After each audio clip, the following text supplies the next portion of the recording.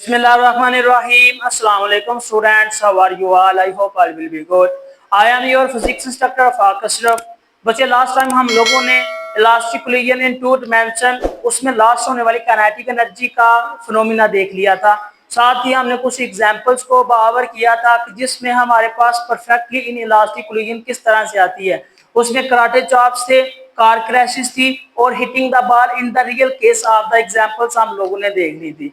आज का जो हमारा टॉपिक है वो है रॉकेट प्रोपल्शन, जिसमें हम लोग रॉकेट में होने वाले जो मुख्तलिफ किस्म के डीलिंग प्रोसेस हैं और उसके जो कंपोनेंट्स हैं उनको स्टडी करेंगे।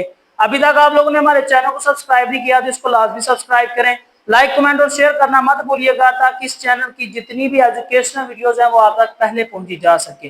तो लेट्स स्टार्ट बच्चे। आज का जो चैप्टर 2 फोर्स एंड मोशन का आखिरी टॉपिक और लेक्चर है इस चैप्टर का, वो हम लोग देखते हैं। रॉकेट प्रोपल्शन क्या है? रॉकेट प्रोपल्शन असल में बच्चे किसी रॉकेट के लॉन्च और उसके डेस्टिनेशन पॉइंट तक पहुंचने का वो फासला है जिस फासले के दौरान उसकी काफ़ी ज़्यादा एक्टिविटीज़ में चेंजिंग आती है, उन एक्टिविटीज़ में तब्दीली आती है और उन एक्टिविटीज़ के प्रोसीजर में जो चीज़ें हमारे पास रिमूव होती है या उनके साथ अटैच होती है उनके बारे में हम लोग देखते हैं। तो चलो देखते हैं कि किस तरह से रॉकेट प्रोपल्शन हमारे पास कारआमद साबित होता है। सबसे पहले है मोशन ऑफ द रॉकेट। जो मोशन ऑफ द रॉकेट है वो हमारे पास दो रूल्स यानी कि हमारे बेसिक जो फिनोमिना और फंडामेंटल प्रिंसिपल्स हैं उनके ऊपर बेस करता है, जिसमें से एक है law of conservation of the momentum, यानी मोमेंटम कंजर्व रहेगा in at the all the time and all the space. हर जगह पर जो आपका कंजर्वेशन मोमेंटम है वो क्या रहेगा? सेम रहेगा। दूसरे नंबर पर है हमारा न्यूटन्स का थर्ड लॉ, कि न्यूटन्स का थर्ड लॉ किस तरह से वहां पर डील करेगा। Rocket propulsion is an example of the mass variable system. किस तरह से ये मास वेरिएबल की एक एग्जांपल है कि हर बढ़ते हुए कदम के साथ उसका जो मास है वो वेरी करता जाएगा, डिफरेंट होता जाएगा। एक्सप्लेनेशन में क्या आएगा? एक्सप्लेनेशन यहाँ पर इस तरह से की जाएगी कि जैसे जैसे रॉकेट लॉन्च अपना जब वो लॉन्च कर रहा है तब उसके साथ एक्सपेल होने वाली गैसेज हैं, उसके साथ जो जुड़ा हुआ मैस है, जिनमें मुख्तलिफ इकसाम की गैसेज को हम लोगों ने मुख्तलिफ कंटेनर्स यानी मुख्तलिफ डब्बों की शक्ल में, गैसेज की शक्ल में या लिक्विड की शक्ल में या सॉलिड की शक्ल में उनके साथ किया हुआ है, उनको अटैच किया हुआ है। The fuel burning in the engine of the rocket is ejected by high gases. जो रॉकेट के साथ फ्यूल अटैच किया हुआ है वो बहुत ज्यादा वेलोसिटी से गैसेस को खर्च करती है, इजेक्ट करती है। These gases come out from the engine. ये गैसेस इंजन से बाहर आती है with very high velocity at about 4000 metre per second. ये उससे खारिज होने वाली मतलब रॉकेट के एग्जॉस्ट से खारिज होने वाली जो गैसेस उनकी वेलोसिटी इतनी ज्यादा होती है कि उसकी वैल्यू को मेजर करके यहाँ पर अप्रॉक्सीमेटली अबाउट लिखा हुआ 4000 मीटर पर सेकंड, यानी 4000 मीटर पर सेकंड। इतनी ज्यादा स्पीड से वो वेलोसिटी नीचे की तरफ एक्सपेल हो रही है और रॉकेट ऊपर की तरफ मूव कर रहा है। न्यूटन का थर्ड लॉ यहाँ पर किस तरह से एप्लीकेबल हो रहा है कि न्यूटन का थर्ड लॉ मैग्नीट्यूड में सेम होता है लेकिन डायरेक्शन में मुख्तलिफ है। बिल्कुल इसी तरह ये रॉकेट है, ये रॉकेट के मुख्तलिफ हिस्सों से जो एक्सपेलेशन हो रही है, एक्सप्लोजन हो रही है, वो नीचे की तरफ गैसेस को छोड़ती हुई अपनी बॉडी को ऊपर की तरफ लेके जा रही है। देखिए, एक चीज नीचे की तरफ जा रही है, एक चीज ऊपर की तरफ जा रही है। दोनों की कंसंट्रेशन या दोनों की मैग्नीट्यूड सेम है लेकिन डायरेक्शन मुख्तलिफ है। That's why there will be the law elaborated and applicable Newton third law, और वहां पर न्यूटन का तीसरा कानून लागू होगा। The rocket gains the momentum equal to the momentum of the expelled gas। जिस गैस को वो नीचे एक्सपेल करके जाएगा उसका मोमेंटम और जिस गैस को एक्सपेल करके ऊपर की तरफ जा रहा है वो मोमेंटम दोनों आपस में क्या है? इक्वल है। That's known as the law of conservation of the momentum. हमारे दोनों सूल यहाँ पर सेटिस्फाई हो गए हैं। More momentum and speed as long as the gas expelled out.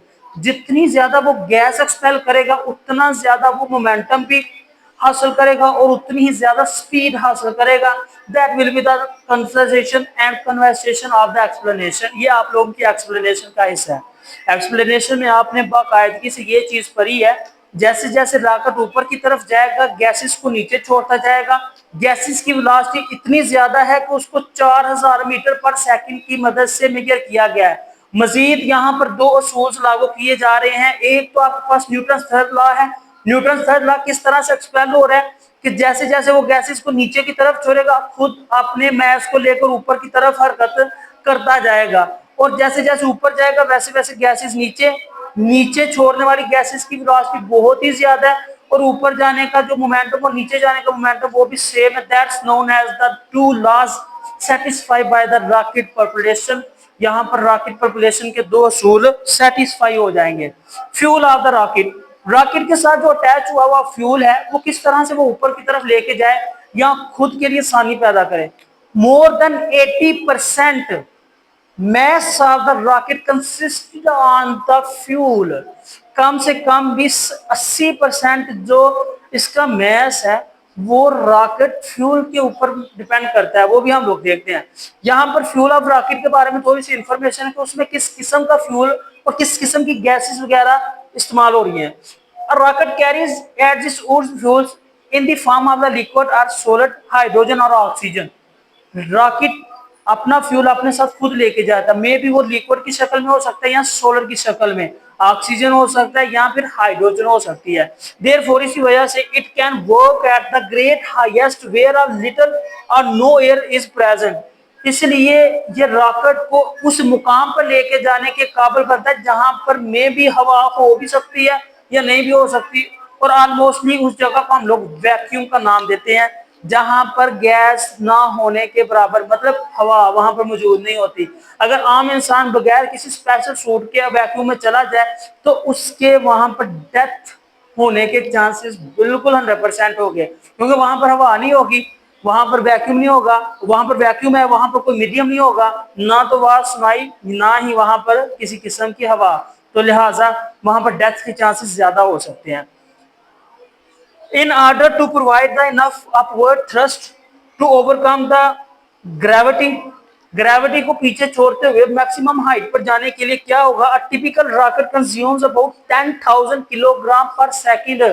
एक रॉकेट 10,000 किलोग्राम पर सेकंड, किलोग्राम मैस का यूनिट, सेकंड टाइम का, यानी इतने इतने किलो का मैस पर सेकंड के हिसाब से ऊपर जाएगा, और उसके लिए काफी ज्यादा उसको एनर्जी भी जाया करनी पड़ेगी। उसके बाद है mess of the rocket. Mass of rocket क्या कहते हैं? मैस ऑफ रॉकेट में ये बताया जा रहा है कि किस कदर वहां पर रॉकेट का मैस लगा हुआ है और वो मैस आपके पास इजेक्ट होगा। इस मैथ्स को हम लोगों ने डिटरमिन किया है एज अ यूजुअल कैलकुलेशन की मदद से। रूल्स को हम लोगों ने पहले लागू करके सेटिस्फाई कर दिया कि हाँ इसके ऊपर दो रूल्स एप्लीकेबल हो रहे हैं, Newton's third law and law of conservation of momentum. Math of the rocket क्या है? In fact, दरअसल more than 80% of the launching mass of the consists of the fuel only। 80% या इससे ज्यादा का जो मैस है वो जस्ट इसका फ्यूल है। क्या है? इसके साथ जो जुड़े हुए कंटेनर्स है ना, 80% ये मैस रखता है एक रॉकेट का। एक रॉकेट 80% मैस सिर्फ और सिर्फ उसके फ्यूल पर, बाकी 20% उसका मैस रॉकेट का होगा जो हम लोग सैटेलाइट से भेज रहे हैं। One way to overcome the problem of the mass fuel is to make the rocket from the severe rockets linked together। इस तरह की प्रॉब्लम से छुटकारा हासिल करने के लिए हमें क्या करना चाहिए? रॉकेट के साथ मजीद छोटे रॉकेट्स अटैच कर देने चाहिए एज इट्स फ्यूल। जैसे जैसे वो ऊपर की तरफ जाएगा एक का फ्यूल खत्म होगा वो उसको डिस्कार्ड करता जाएगा, मतलब उसको साथ से हटाता जाएगा, और इस तरह उसका मैस कम होता हुआ जितना मैस या जिस चीज को वहां पर भेजना है उसको वहां पर आसानी से लॉन्च कर सकते हैं। That's why when one rocket has done its job, जब कोई एक अपना वो काम खत्म कर लेगा, it discarded the living others to carry the spacecraft further up at greater speed.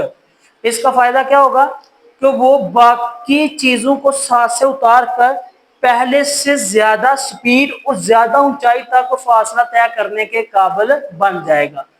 आगे है acceleration of the mass. Mass का एक्सेलरेशन का मैस हम लोग किस तरह, रॉकेट का जो एक्सेलरेशन है वो हम लोग किस तरह से मालूम कर सकते हैं। ये देखिए, ये एक सिंपल मैथमेटिकली और सिंपल डायग्राम है रॉकेट की, कि इसके साथ जो ये एक्सपेल हो रहे हो, जो गैस है यहाँ से एक्सपेल हो रही है, ये साथ में उसके सिलेंडर लगे हुए हैं जिनमें ऑक्सीजन, हाइड्रोजन या उसको फ्यूल के तौर पर जो गैसेज इस्तेमाल हो रही है, जिनमें से कुछ हिस्सा उसका फ्यूल क्या है, ये कुछ हिस्सा लिक्विड ऑक्सीजन है, कुछ हिस्सा कंबस्टन चैम्बर के तौर पर है, और इस तरह जैसे जैसे वो इसको इस्तेमाल करेगा अप डाउन थ्रस्ट चलता जाएगा। Let's mass of the ejected gas, जो गैस एजेक्ट हो रही है उनका मैस एम प्राइम है। टाइम जिसमें ले रहा है वो टाइम टी है, जो उसकी रिलेटिव वेलोसिटी वो वी, इनिशियली वो रेस्ट की हालत में है, v जीरो है तो उसका मोमेंटम भी क्या होगा, जीरो। फाइनल मोमेंटम हमारे पास क्या होगा, m डॉट v। तो हम लोग जब चेंज इन मोमेंटम फाइंड करेंगे वो होगा m prime v minus zero is equal to m prime v। That's will be the momentum that will be conserve in up going the rocket to the space. According to the Newton third second law, Newton के दूसरे कानून के मुताबिक जो change momentum हमने पढ़ा था F is equal to del p over t, उसमें उस वाले फार्मूले में हम लोग ये देखें F is equal to del p over t, change in momentum हमारे पास क्या आया था, m dot m prime v। तो यहाँ पर उसकी वैल्यू लिख दी गई है m प्राइम v। जो मैस उसका टाइम टेकन के हिसाब से एक्सपेल हो रहा है या ऊपर की तरफ जा रहा है वो है m प्राइम ओवर टी। तो इसको एक हम लोग सिंगल मैस ज़ाहिर करेंगे जिसको हम लोग m, और ये मैस वो होगा जो पर सेकंड के हिसाब से इजेक्ट हो रहा है। This mess of the gas is ejected पर सेकंड, पर सेकंड के लिहाज से ये वाला मैस वहां से इजेक्ट हो रहा है। That will be the construction and that will be the explosion of the gases during the procedure of the rocket propulsion। Rocket के ऊपर जाते हुए जो वहां पर प्रोपल्शन परफॉर्म हो रही है उस दौरान जो मैस बनेगा वो आपके पास है ये वाला होगा। थोड़ी सी इसकी मैथमेटिकली फॉर्म है, क्योंकि हमने यहाँ पर रूल्स लागू करने थे। पहला रूल तो हमने यहाँ पर लागू कर दिया, ये देखिए चेंज इन मोमेंटम यानी लॉ ऑफ कंजर्वेशन मोमेंटम, तो यहाँ पर लागू कर दिया, सेटिस्फाई कर दिया। दूसरे नंबर पर जो हमारा रूल रहेगा वो था न्यूटन थर्ड लॉ, यानी equal but opposite in direction, that force will be known as the Newton third law of motion. जो आपके पास पहली फोर्स थी वो क्या थी, कैपिटल एम ए। ये देखें F is equal to capital M A, और जो कैपिटल एम है ये रॉकेट का मैस है, ठीक है। जैसे जैसे वो वेलोसिटी गेन करेगा, मोमेंटम गेन करेगा, वैसे वैसे उसका जो एक्सेलरेशन है उस हिसाब से उसकी वैल्यू चेंज होती जाएगी। F is equal to minus F, ठीक है। यहां पर क्या आ जाएगा आपका माइनस एफ, इसको कर लें इस तरह से। तो ये फार्मूला जब आप लोग अडॉप्ट करेंगे तो इसको सिंप्लीफाई करने के बाद आपके पास ये वाली वैल्यू मतलूब हो जाएगी, a is equal to minus small m v over capital M, that will be known as the acceleration during the rocket propulsion. Rocket की प्रोपल्शन के दौरान जो उसको वेलोसिटी चाहिए होगी वो ये वाली होगी। एट द रिजल्ट क्या होगा, एज द टाइम पासिस, जैसे जैसे टाइम गुजरेगा, द मैस m कैपिटल M of the rocket decrease and acceleration increase. Time के गुजरने के साथ साथ जैसे जैसे रॉकेट ऊपर की तरफ जाएगा अपने कंटेनर्स को साथ से हटाता जाएगा, तो उस दौरान उसका मैस भी कम होता जाएगा। हाँ जी, मैस कम होता जाएगा, क्योंकि एक्सेलरेशन और कैपिटल M यानी कि रॉकेट का मैस का आपस में इनवर्स रिलेशन है। That's why the acceleration value will be go on increasing, acceleration की वैल्यू इंक्रीज करती जाएगी। आई होप बच्चे आप लोगों को अंडरस्टैंडिंग होगी। अगर किसी भी चीज कहीं से समझ नहीं आई तो आपने बच्चे कमेंट सेक्शन में लाजमी बताना ताकि आपके क्वेश्चंस का आंसर दिया जाए। आई होप आपको अंडरस्टैंडिंग होगी। अभी तक आप लोगों ने हमारे चैनल को सब्सक्राइब नहीं किया तो इसको लाजमी सब्सक्राइब करें, लाइक कमेंट और शेयर करना मत भूलिएगा ताकि इस चैनल की जितनी भी एजुकेशनल वीडियोस हैं वो आप तक पहले पहुंची जा सके। मुझे दे इजाजत, इंशाअल्लाह नेक्स्ट लेक्चर में नेक्स्ट चैप्टर के साथ दोबारा से हम लोग मिलेंगे। तब तक के लिए अल्लाह हाफिज।